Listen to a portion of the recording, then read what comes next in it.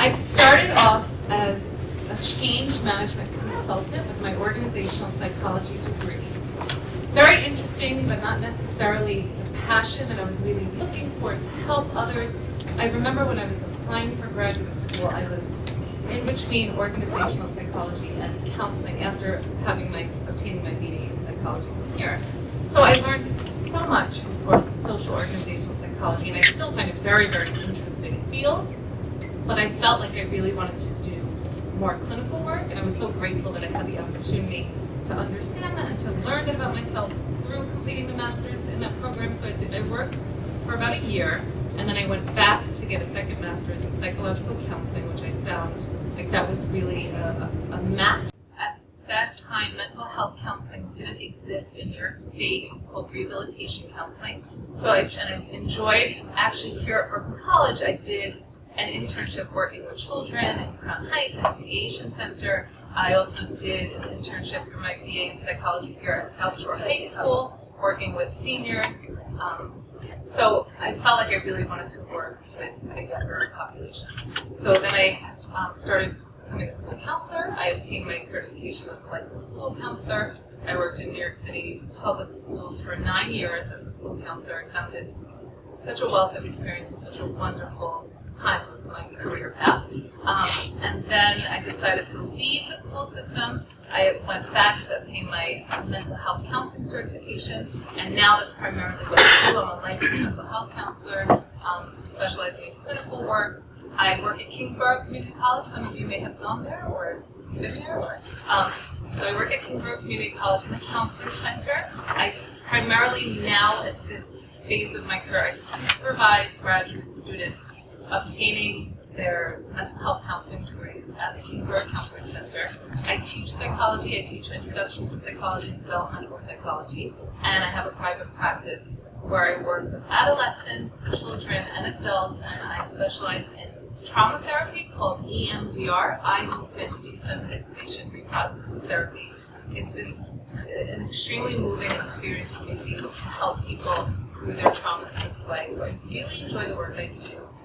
This wasn't my original career goal, but I did have in mind that I wanted to do something like this. So I'm grateful that I had all the opportunities to kind of explore the different fields and subfields of psychology. So that's where I'm at.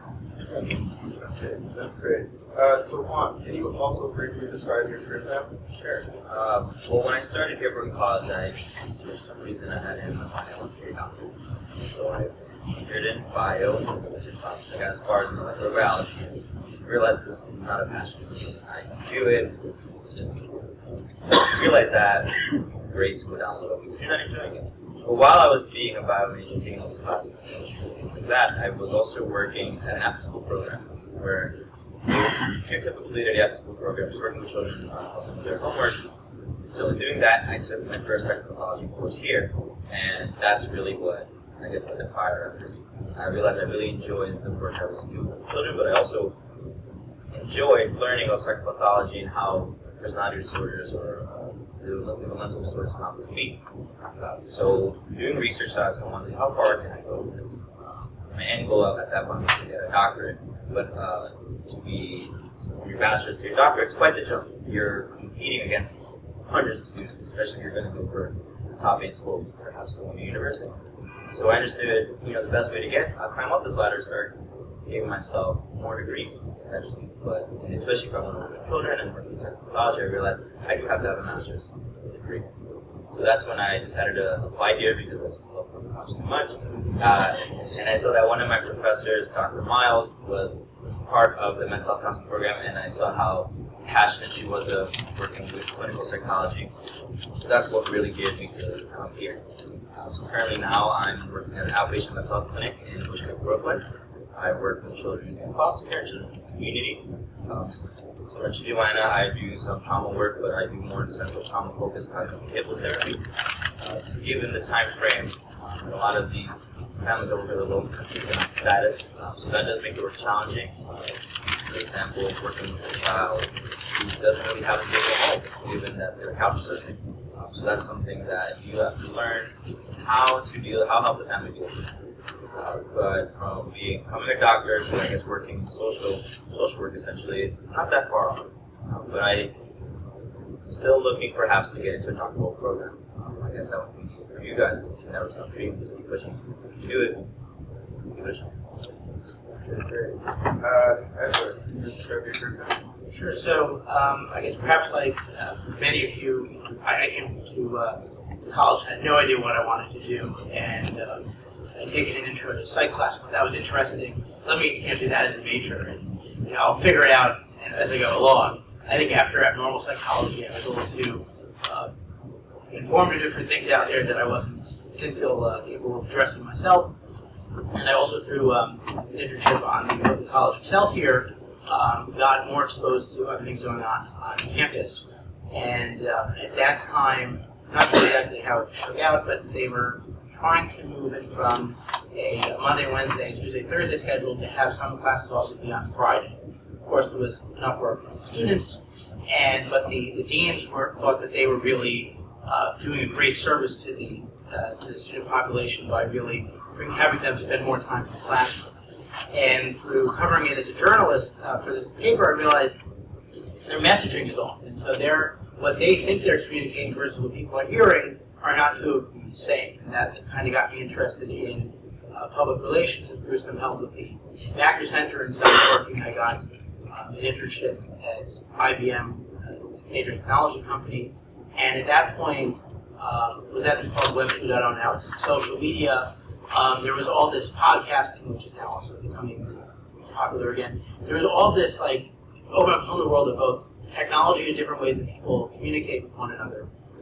And so I got really into promoting, helping different technology companies promote themselves, originally to media and also to social media, and then more recently taking that into marketing communications, where you're not as much dealing with the media as more as email blasts, advertisements, and other ways that a person would encounter brands. But it basically it's incorporated a lot of my psychology major in terms of you're always thinking about what is the consumer thinking about, what are their concerns, and how could our product or service better meet them in the competition. So it's not a straight up application of psychology like some of the other panels, but it took it in a different direction that was very helpful. Thank you. Diana. Hello. So when I came to Brooklyn College, I actually had no intention of being a psychology major. I was going to major in business because back then that's what kind of everybody was majoring in. But after my first and final class, I took economics, and after day one, I decided that this is just not for me. This is not what I want to do. And I went and I wanted to see what else was available because I do decide that I need to drop the class and kind of reevaluate my whole path. And psychology was available, intro to psychology. I took it and I never looked back. I absolutely loved the decision. And then the following semester, I added more psychology classes of normal, child, industrial, organizational. And when I was taking the classes, I still didn't know that I'm going to end up in human resources and recruiting, but I knew that I wanted to combine two things. I wanted to help people, and I still kind of liked the business aspect. So I started taking marketing classes. That was my minor, just like yours. And I took more and more psychology classes overall and other classes that were offered at the time. And my senior year of college, I got a job as a recruiter for a small staffing agency. It was very fast-paced. It was very exciting. I was placing people with jobs, and I loved it. I loved the rush. But then, also before I graduated, and it was about spring, right before I graduated, I wanted to see what it's like to work for other areas of HR. So I took a position. I was an HR assistant. It was for Thomas Keller Restaurant Group for Per Se Restaurant. So very, very expensive restaurant in New York City. And I was the HR assistant. And it was great. I kind of did a little bit of everything, sort of like a junior generalist type of a role. And then when I graduated, I was in the market for a full-time position. And I wanted to see what I will get. I kind of left it up to the fate, and I got a job as a recruiting coordinator with Deloitte back then. We were based in World Financial Center downtown.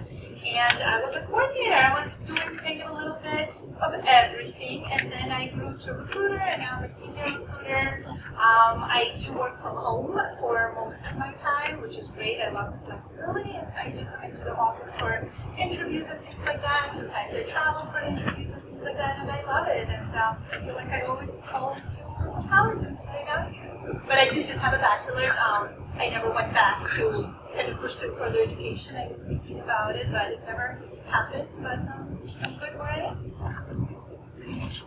Thank you. Tanya, can you briefly describe your career path? Yeah, sure.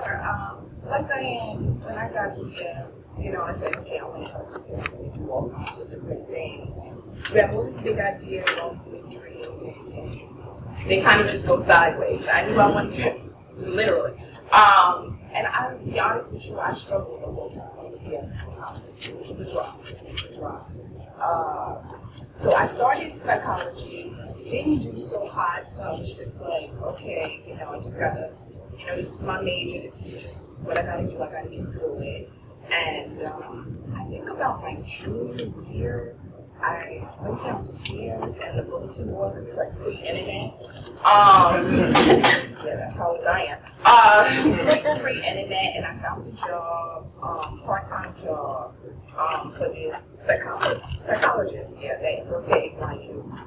And I was telling her my struggles and everything like that. And she said, you know what, maybe you should try social work. So I said, okay, because I said, you know what, I'm not going to be able to get my doctorate, these kind of grades, I'm not going to be able to do it. This is, this is not for me, but I want to do counseling, because I knew I wanted to do domestic violence. I knew I wanted to help women, children, that was my main focus. So I kind of went through the back door, because most social workers do have a psych major, psych undergrad degree, most of us do. And so I started off with that. So I started taking sociology classes here, as a minor. And so that was just the beginning of everything, because after I graduated, like I said, I was post 9/11. We were the first class to graduate after 9/11. So anything with counseling was 9/11 affiliated. And so for my own personal reasons, I didn't want any jobs that had to do with 9/11. So I volunteered at Safe Horizon, which was right up my alley, because it was counseling, it was services. I started advocating. I learned the court system, which was very important. But the struggle is real here. This is no joke. This is the real deal. So so that's how I veered off into social work, and that's how I started my career.